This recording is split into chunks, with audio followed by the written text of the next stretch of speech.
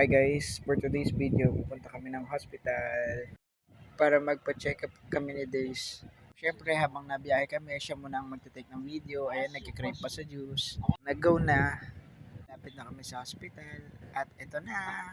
So nandito na kami sa San Pedro Doctor. Bawal nga palang pumasok kapag walang face mask. Need pa rin ng face mask para siyempre maiwasan pa rin natin yung pagkalat ng virus. Kung meron man tayo. Dito nga ay pumasok na kami ng hospital. Ay nahirapan po magbukas Pagpasok nga namin dito ay dumiretso kami sa OPD para kunin yung vitals ni Days. After that, nagpa-approve lang tapos pumila na dahil pang-apat daw siya. At pagkatapos pumunta na kami sa doctor secretary para ipasa yung papel and umupo na kami after that. At nung natapos nga siya, ito na ang itsura ng mga wala pang kain dahil alas 4 na that time. So dumiretso na nga kami sa SM Muntinlupa para kumain at bumili ng gamot na kailangan niyang i-take. Makikita niyo na nagkukulitan pa kami sa parking lot. At ito na nang tumawid kami. Siyang kakaibang power. Metal blender. Pakinggan niyo. Kamangyarihan ko, metal. Ito din ako, di ba? Oo. Aba. Dito nga tinanong kami ni Kuya kung nag-video kami. Hindi namin alam kung bawal. Kaya ito ginaya niya pa. Dito ka po nga?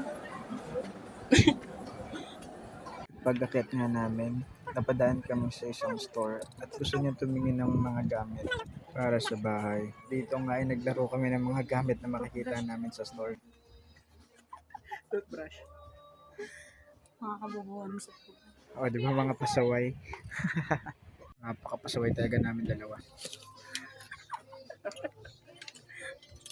Tutulay.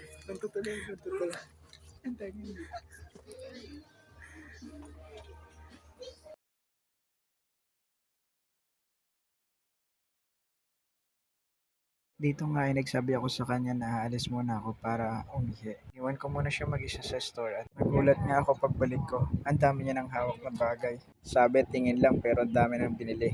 Ay nakakita kami na nagsusuot. Ito yung mga nangyari. Sumalog.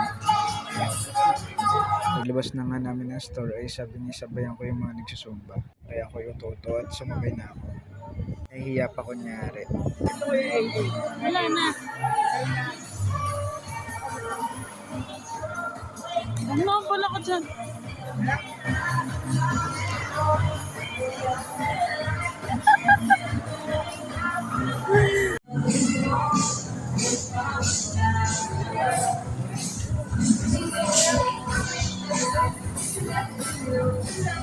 O, diba kunyari lang mahihain pero ang kapal talaga ng mukha. At dito nga ay naglakad-lakad na kami upang makahanap ng kakainan. At sa paglalakad nga namin, nakita namin yung takuya doon. At dito nga ay pumasok na kami. Nag-order ng takuya doon. Order nga pala si Jace doon ng creamy bacon udon. Sa akin naman egg udon. Tabang nakain nga kami dalawa ay nire-rate pa namin yung pagkain. Yung in-order niya ng creamy bacon udon ay 10 over 10 daw.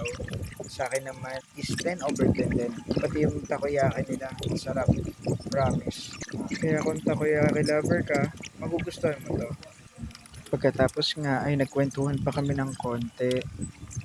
At nung natapos na nga kaming kumain, nag-decide na kaming uwi. Dito nasa biyahe na kami pauwi. At sobrang traffic talaga. Hindi na namin i-video yung uwi talaga namin dahil sobrang traffic at nakakapagod. Yun lang for today's video. Maraming salamat guys. Please like, follow my FB page. Thank you.